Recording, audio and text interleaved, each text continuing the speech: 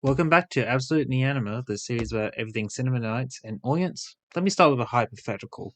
Have you ever been using your Weedy because you need that super niche role of an actual stoller and thought to yourself that this is nice and all, but I want less water and more Kino, and also isn't a twink? Of course you haven't thought that. That's a stupid line of thought. Everyone needs a good twink in their life. Matter of fact, here's my choice of twink. That's why it's not Vigil, and it will continue to not be Vigil until low light puts him in a fucking swimsuit. Wait, what was my point again? Oh yeah, push strokers are irrelevant, but that doesn't stop me from loving FEater and her giant metal fists. Let's backtrack first because I misspoke. Push strokers or pushers aren't irrelevant, only most of them are, and the one that isn't is currently occupying the spot labeled High Vis CC. There's more I want to say about pushers and at Hookmasters, but we will save that for the end because, well, this is a video where I gush over my beloved panda.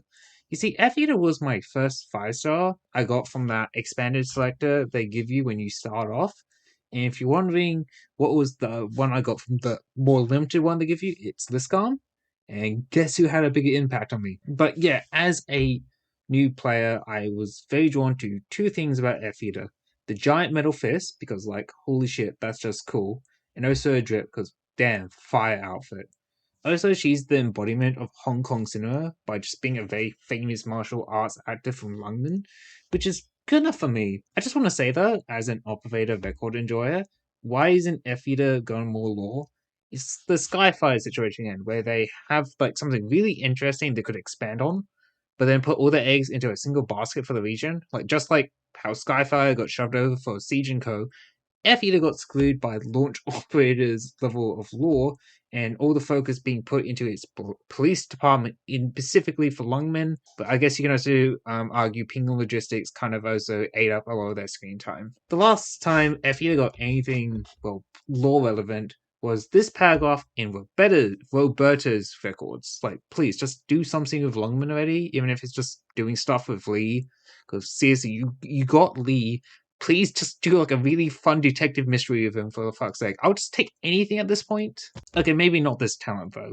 FEater is a typical 5-star launch operator. They get like one very weird talent, and you gotta pray to God it's something useful. FEater's talent is called Kung Fu. So you're probably thinking is a DPS talent that helps her hit harder like you would expect from an actual martial arts practitioner who uses giant iron fists as weapons. So it's a disappointment when you read, and all it does is give a, well, physical dodge chance.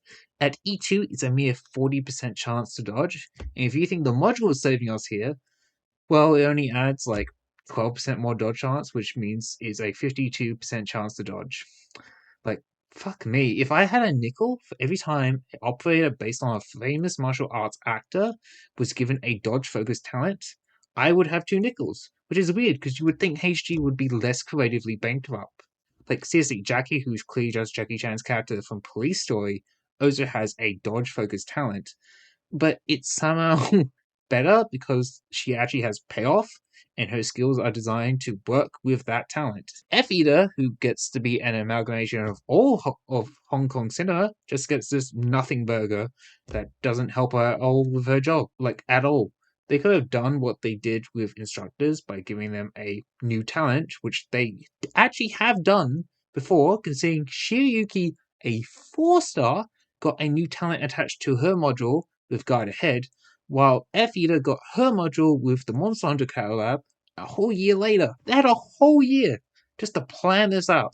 But nope, apparently Pushers just got to eat shit. And, it does kind of suck for us FEater fans, but at least we got the ever funny Puss Y module, which is okay for FEater, I guess. It's a little gimmicky and hard to use, but when it works, it works.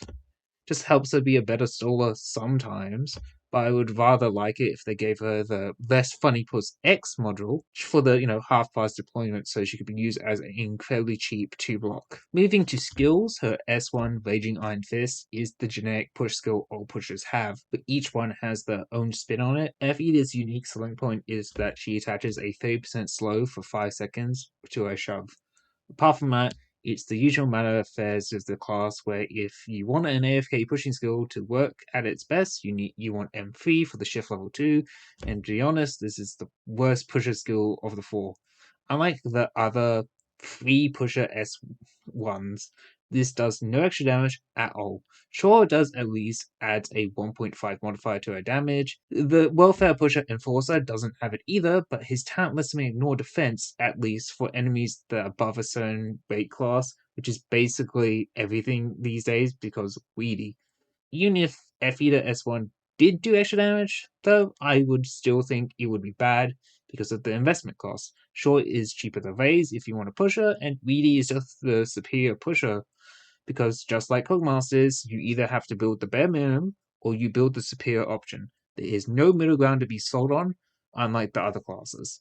Plus, if you want a slower, I can just use a decel binder for that. Like, actually, straight up, she's not even worth it for the slow either, because that slow is only worthwhile if she can actually shove them far enough for it to matter, which isn't likely, thanks to Weedy making sure, like, every actual threat is like weight 10. It's like too much effort to shift enemies, meaning this slow is pointless most of the time. So yeah, not worth using the S1, but that's fine because if I'm deploying FEater, it's gonna be for a S2. FEater's S2 Destructive Fist is what I like to call the fun button because it's fun.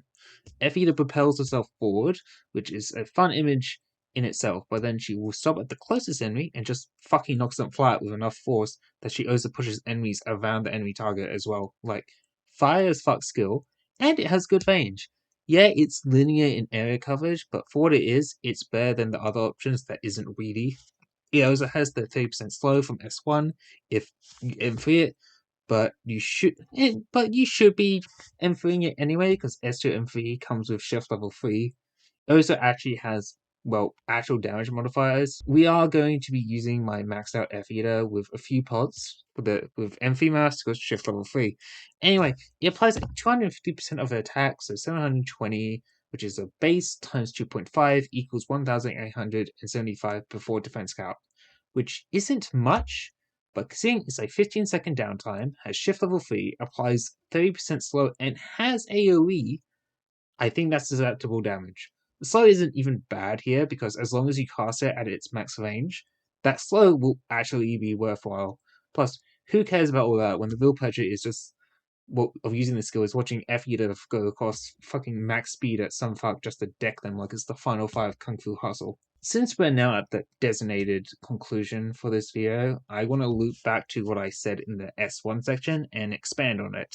You see, the problem with Hookmasters and Pushstrokers is simply because they're built into a very limiting niche that is already niche in modern Arknights. Pushers exist to do one thing, pushing.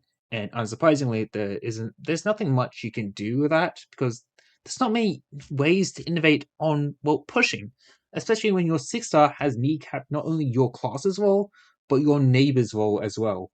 Glaya only sees usage now because of her powerful talent in Abyssal Hunters, on top of being a welfare Hulkmaster for those who need it once in a blue moon. You can't innovate on the pushing gimmick at this point without power creeping Weedy.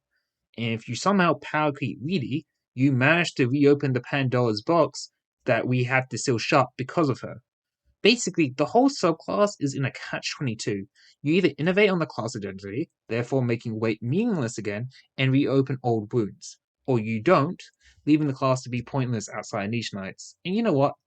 I can live with that. Yes, my FEater is pointless, but it doesn't stop me from loving her, and by extension, her class. Just because you are irrelevant doesn't mean you can't be fun. And FEater is fun, and that's all I can ask for.